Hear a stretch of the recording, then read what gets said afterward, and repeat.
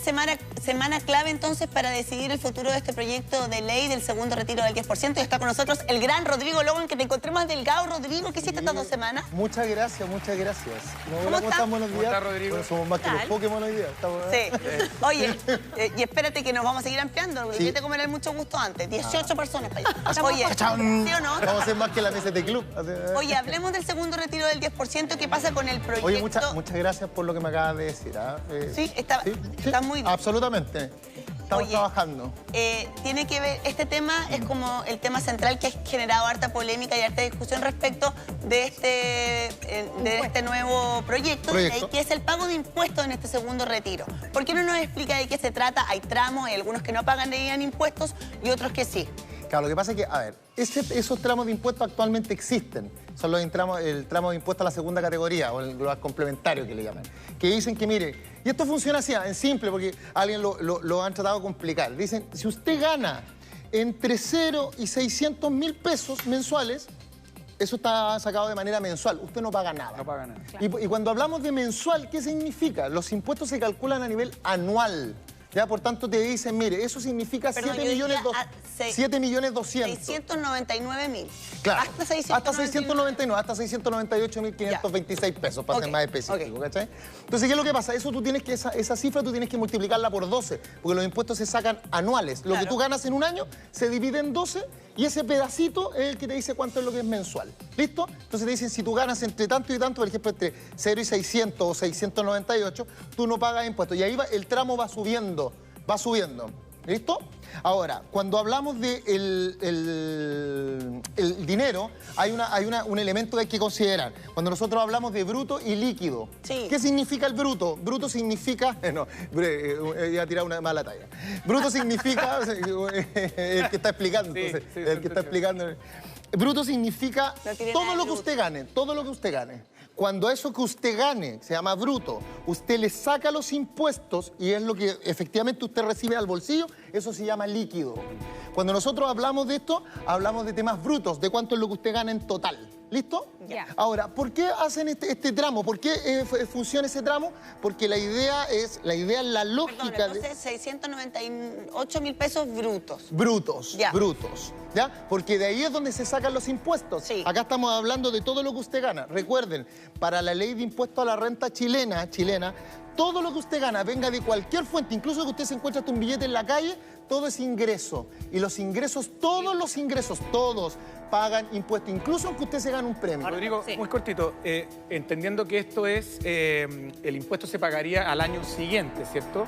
Claro, Se el pagaría impuesto al año se siguiente. liquida, gracias. O sea, se en el caso que liquida, entre en el tramo sobre los 700.000 pesos para arriba, se pagaría al año siguiente. ¿sí? Claro, porque acuérdate que aquí hay dos palabritas que tú tenés, al tiro te doy la. Hay dos palabras, liquidación y pago. Perdón, declaración y pago, Entonces yo declaro y pago en abril del próximo año. Porque es un tema. El año comercial no es lo mismo que el año tributario. Entonces, el año comercial es desde el 1 de enero de un año hasta el 31 de diciembre de ese año. Pero el año tributario es el abril del otro año. Por ejemplo, el año tributario 2019 es el año comercial 2018. ¿Cachai? Entonces, cuando tú declaras y pagas tus impuestos a la renta, en abril del próximo año. Así, ¿qué es lo que quiere hacer esto? Acá lo que te dicen, mire, si usted gana entre 0 y 600.000, usted pagaría 0. Pero ojo, cuando usted retire, ese retiro también se va a ser considerado ingreso en plata. Claro. Entonces hay que sumarlo. Porque yo, por ejemplo, puedo ganar, suponga que yo gano más de 600, estoy en el segundo tramo, en 700 entre 1 millón. Y me ingresa la plata de mi 10%, y al ingresar mi plata al 10% paso al tercer tramo, que es entre 1 millón y 2 millones. ¿Cachai? Eso también se suma como ingreso y ahí es donde viene el monto del impuesto a pagar. Hay un tema que es importante porque, claro, esto es lo que quedaría si es que se aprueba el proyecto del gobierno, que recordemos fue aprobado en la sala en el Senado, que pasa ahora a la Cámara de Diputados, tiene que pasar por comisión y luego tiene que ser aprobado en sala para que después sea promulgado. Sí, que hoy día empieza la tramitación. Pero, claro, empieza la tramitación en la comisión. en la tarde, pero ya hay muchos parlamentarios diputados que han anunciado que van a presentar indicaciones porque lo que se busca, algunos consideran que nadie debería pagar ningún tipo de impuesto, o sea, algunos van a tratar de modificar el proyecto en ese sentido, pero hay otros, incluso diputados del oficialismo, que están apoyando esta propuesta del gobierno que dicen no, el tramo de pago de impuestos tiene que comenzar mucho más arriba, desde los 2 millones, 2 millones y medio para arriba, ¿no? Entonces, es que fue la realidad del país. Claro, porque muchos dicen, bueno, esto está dirigido para aquellas personas que no se han visto beneficiadas con las ayudas del gobierno, con los bonos. Entonces, estamos hablando de una clase media que ha sido muy golpeada por la pandemia y que entraría dentro de estos tramos de pago de impuestos. Por lo tanto, le van a retirar, ¿no? Un ejemplo que dice la Andrea es muy cierto. ¿Por qué el tramo? Porque uno dice, bueno, me es de toda lógica si un ingreso de 6 millones, ¿cierto?, que pague un impuesto. Pero hay muchas familias, microempresarios, emprendedores, que claro, tenían una situación buena y de un momento a otro todo se acabó. Lo que pasa es que a mí me gusta esta conversación ciudadana que estamos teniendo acá, ¿cachai? Porque de verdad que aquí estamos conversándolo desde el punto de vista de la lógica, ¿cachai? Y con todos con buena fe, y que pensamos distinto. Pero también hay que considerar, chiquillos, que esa también es una pelea política. Ahora, y se acuerdan que nosotros vimos la semana pasada que cuando uno entra, mira, cuando uno entra en una batalla, José, en una batalla de negociación, llámese cualquier tipo de negociación, hay una parte que yo no te manifiesto a ti, pero yo digo, a ver, de todas estas peticiones, todas estas yo estoy dispuesto a sacrificar estas. Ahora, y hay una que no estoy dispuesto a sacrificar. Y en este caso, con esto termino, el gobierno hoy día, créanme lo que les digo, miren, no es que yo sea ni Nostradamus ni mucho menos, pero se va a caer el tema del impuesto. ¿Sabes por qué? Porque ese es uno de los elementos que el gobierno sí está dispuesto a sacrificar. A mí me cuesta entender porque yo entiendo un poco que la visión del gobierno es que la gente que no tiene la necesidad, o sea, esto está hecho para que la gente que no tiene la necesidad de sacarlo no lo retire. Yo tengo esa sensación. Pero sí a mí me parece que le pega bastante lo que dice Simón, a la clase media, al emprendedor, al que tiene la pyme. Escúchame, por eso que lo van a sacrificar. Mira, si hoy día, a ver, el gobierno tenía dos temas. Tenía un tema técnico y un tema político. El tema técnico era cómo logro entregar el 10% rápido, ¿ya? Pero que no tenga tanta carga fiscal. Claro. Entonces lo hicieron también como una política de recaudación fiscal. Y es por eso que es el tema del impuesto. Y una forma en la que la gente en un principio, en el proyecto original, que tenía la obligatoriedad de reponer lo que tú sacabas.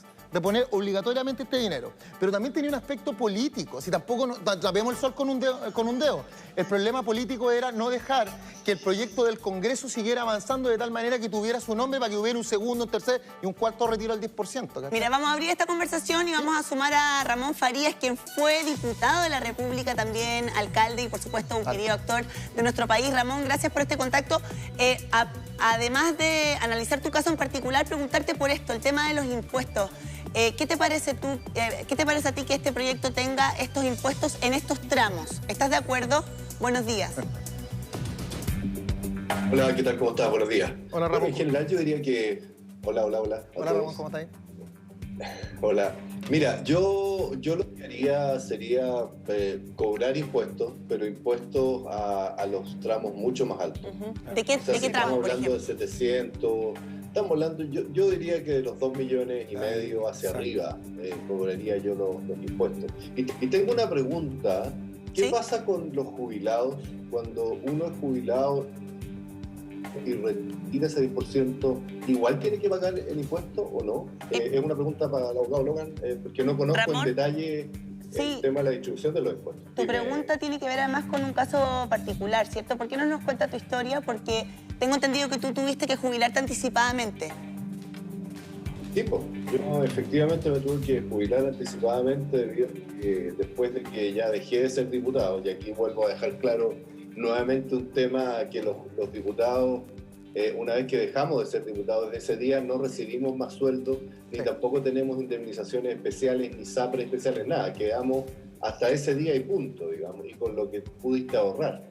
Y la verdad es que para alguien que estuvo actuando en política durante mucho tiempo, volver a la vida no política es súper complejo porque las empresas en general les cuesta mucho contratarte por justamente la connotación política que uno tuvo en su momento, para el lado que sea.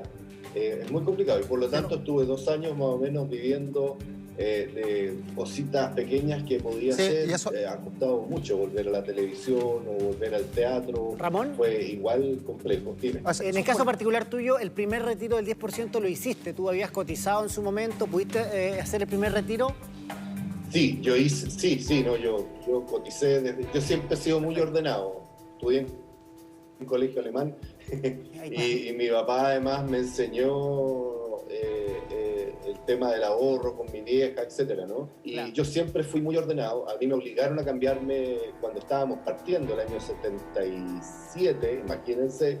Me obligaron a cambiarme del sistema público en que yo estaba trabajando en el Teatro Universidad de Chile, y me obligaron a cambiarme a una AFP, porque era obligación cambiarse, y me prometieron que iba a recibir el 100% de mi sueldo el año 2020, claro, cosa que evidentemente no ocurrió, y eso que yo recibía durante el último tiempo un muy buen sueldo, y yo estoy recibiendo un porcentaje bastante inferior, digamos, a lo que a la promesa. Entonces, cuando vino el primer 10%, obviamente que lo retiré porque estaba sin pega, o sea, un actor, y hemos recibido cero ayuda, digamos, del Estado en ese sentido, todos los artistas estamos tremendamente votados, no hemos tenido ayuda, los independientes, etcétera.